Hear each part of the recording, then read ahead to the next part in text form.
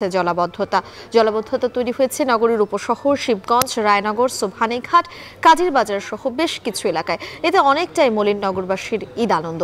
বাসাবাড়িতে পানি ঢুকে যাওয়ায় দেরি হচ্ছে কোরবানিতে। এ নিয়ে আরো জানাতে নগরীর উপশহর এলাকা থেকে আমাদের সঙ্গে যুক্ত হবেন সহকর্মী রাকিবুল রাফি। রাফি, আমরা বলছিলাম সিলেটে আসলে ঈদ আনন্দ অনেকটাই মলিন, পুরোপুরিভাবে নগর ডুবে গিয়েছে ভারী বৃষ্টিপাতে। বিস্তারিত একটু জানতে চাই আপনার কাছে, জলাবদ্ধতা পরিস্থিতিতে কোরবানি কিভাবে দিচ্ছেন সিলেটের নগরবাসীরা?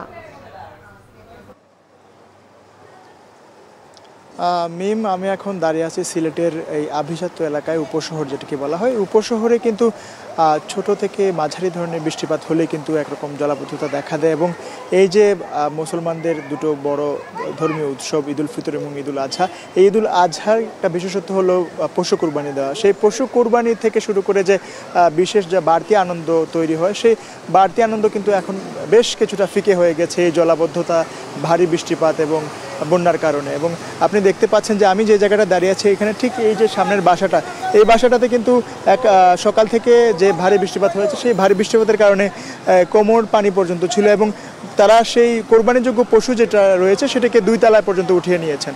এমন অবস্থার সৃষ্টি হয়েছে যে আসলে নগরবাসী সকাল, রাত, দুপুর কিংবা বিকেল হোক, বৃষ্টিপাত হলেই একরকম আতঙ্কে থাকেন তারা। এবং এই যে ঈদের আগের দিন পর্যন্ত কিন্তু বৃষ্টিপাত খুব কম ছিল, 3 মিলিমিটার পর্যন্ত বৃষ্টিপাত হয়েছিল। এবং গত 24 ঘন্টার কথা যদি আমি বলি, আবহাওয়া অধিদপ্তরের সূত্র মতে 173.6 মিলিমিটার হয়েছে। এবং আবহাওয়া পূর্বাভাস আরও আগে জানিয়েছিল যে সিলেটে এই সক্রিয় যে মৌসুমি বায়ু যেটা রয়েছে সেটির কারণে কিন্তু ভারী বৃষ্টিপাত থেকে বজ্রসহ ভারী বৃষ্টিপাত বা 89 মিলিমিটারও বেশি বৃষ্টিপাত হতে পারে। এবং আমরা যে তথ্যটা পেয়েছি, অর্থাৎ এখন পর্যন্ত যে বৃষ্টিপাতের পরিমাণ সেটা প্রায় 90 মিলিমিটারের কাছাকাছি পর্যন্ত গিয়েছে, যেটা ভারী বৃষ্টিপাতও বলা চলে।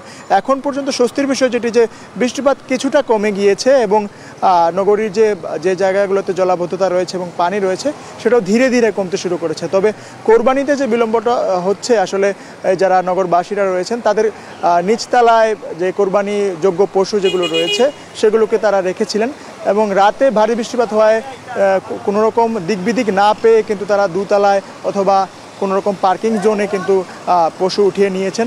এবং সাথে সাথে কিন্তু এই যে সকালে আমরা যে পরিস্থিতি দেখতে পেয়েছি যে জামাতেও কিন্তু একরকম বিঘ্ন ঘটেছে।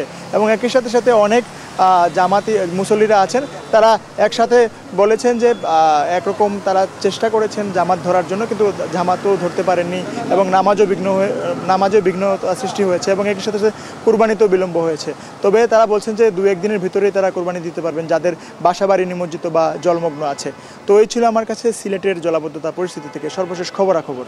মিম, সিলেট থেকে জলাবদ্ধতা এবং নগরীর